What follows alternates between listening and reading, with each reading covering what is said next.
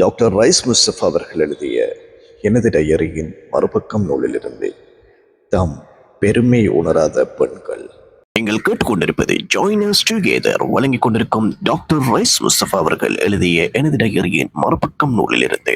எமது பதிவுகளை உடனுக்குடன் உங்கள் வாட்ஸ்அப்பில் பெற்றுக்கொள்ள 0713696851 என்ற இலக்கத்திற்கு புக் BOOK என டைப் செய்து அனுப்பி வைக்கவும்.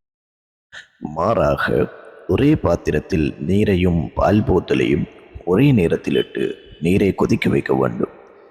நீர் கொதிக்கும் வரை பால் போத்தலும் சேர்ந்து சூடாக வேண்டும். அப்படியே கொதிக்கும் நீரில் குறைந்தது 5 நிமிடங்கள் போத்தல் அவிக்கப்பட வேண்டும்.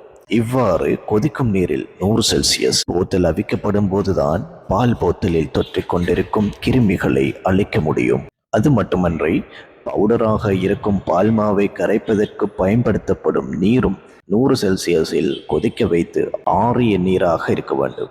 அது மட்டுமன்றி பவுடராக இருக்கும் பால்மாவை கரைப்பதற்கு பயன்படுத்தப்படும் நீரும் 100 செல்சியஸில் கொதிக்க வைத்து ஆறிய நீராக இருக்க வேண்டும். மேலும் பால் கரைந்ததும் உடனடியாக கொடுத்து முடிக்கவும் வேண்டும். பாலை கரைத்த பின்னர் வெளியில் சில நேரங்கள் வைத்துவிட்டு பின்னர் கொடுக்க முயற்சித்தால் அதற்கிடையில் கிருமிகள் தொற்றிக்கொள்ளும். கிருமிகளின் தாக்கத்திலிருந்து புட்டிப்பாலை பாதுகாப்பது பெரும் சிரமமான விடயம். அதில் இன்னும் ஒரு பிரச்சனையும் இருக்கிறது. நாம் எவ்வளவுதான் கவனம் எடுத்து பால் தயாரித்த போதும் பெட்டியில் அல்லது தகரத்தில் அடைக்கப்பட்ட பால்மாவில் ஏற்கனவே கிருமிகள் தொற்றி இருக்கக்கூடும். நியூசிலாந்து மற்றும் ஆஸ்திரேலியா போன்ற நாடுகளில் வளரும் மாடுகளில் பல வருடங்களுக்கு முன்னர் கறக்கப்பட்ட பால் சேமிக்கப்பட்டு தொழிற்சாலையில் பல இயந்திரங்களினூடாக சென்று கடைசியாக மாவாக மாற்றப்படுகிறது. பெட்டிகளில் அல்லது தகரத்தில் அடைக்கப்பட்டு கப்பல்களில் பல நாட்கள் பயணம் செய்து துறைமுகங்களிலும் களஞ்சிய சாலைகளிலும் கடைசியாக கடைகளிலும் பல மாதங்கள் காத்திருந்து வீடுகளை சென்றடையும் பால்மா பயணித்த பாதை மிக நீண்டதாக இருப்பதால் அதற்கிடையில் பல இடங்களில் பால்மாவின் கிருமிகள் தொற்றிக்கொள்வதற்கான சந்தர்ப்பங்கள் அதிகம் உள்ளன.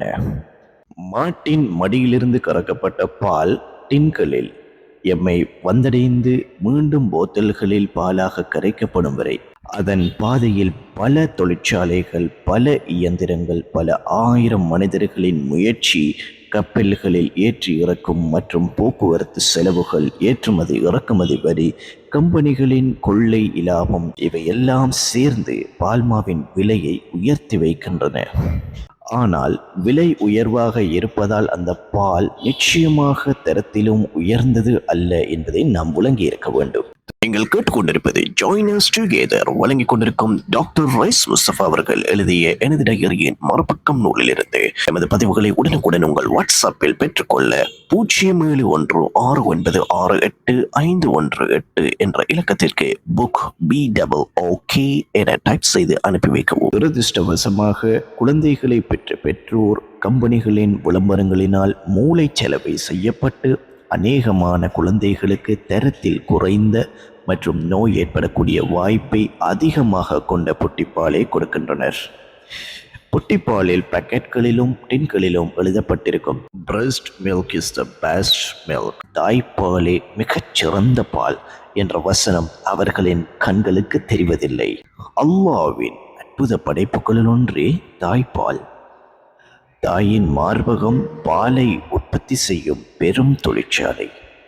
மாடுகளில் கறக்கும் பாலை பவுடராக்கி டின்களில் அடைப்பதற்கு பெரும் தொழிற்சாலைகளும் இயந்திரங்களும் தேவையாயிருக்கின்றன. ஆனால் மார்பகம் என்ற தொழிற்சாலை பாலை பவுடராக்கும் சாதாரண தொழிலை அல்ல, மாற்றமாக முற்றிலுமே வேறுபட்ட இரத்தம் என்ற திரவத்திலிருந்து குழந்தையின் நிறையுணவாக பால் எனும் திரவத்தை பிரித்தெடுத்து சுரக்கும் பாரிய தொழிலை செய்யும் உள்ளமைப்பு ஒரு அற்புதமே. பாலை சுரப்பதற்காக அல்லாஹ் மார்பகத்தின் உள்ளமைப்பை எவ்வாறு வடிவமைத்திருக்கின்றான் என்பதை பாருங்கள். தோலின் கீழே உள்ள கொழுப்புகளில் பல்வேறு சின்னஞ்சிறு சுரப்பிகள் புதைந்திருக்கின்றன. ஒவ்வொரு சுரப்பியும் இரத்தத்தை பாலாக்கும் ஒரு தொழிற்சாலை. திரவமாக இருக்கும் மாட்டுப்பாலை பவுடராக்க பல ஏக்கர் நிலப்பரப்பில் பாரிய இயந்திரங்களும் பல ஆயிரம் மனிதர்களும். இது ஓர் மனிதனின் படைப்பு. ஆனால் அல்லாஹ்வின் படைப்பின் அற்புதத்தில் ஒரு குண்டூசியின் தலையளவில் இருக்கும் சுரப்பி இரத்தத்தை பாலாக்கும் ஒரு தொழிற்சாலை. இவ்வாறான தொழிற்சாலைகள் மார்பகத்தில் ஆயிரக்கணக்கில் உள்ளன. மாட்டுப்பாலை பால்மாவாக மாற்ற மனிதர்கள் ஏற்படுத்தியிருக்கும் அமைப்போடு ஒப்பிட்டு பார்த்தால் மார்பகங்கள் செய்யும் இந்த தொழிலை செய்வதற்கு ஆயிரக்கணக்கான ஏக்கர் நிலமும் கோடிக்கணக்கான தொடரும்.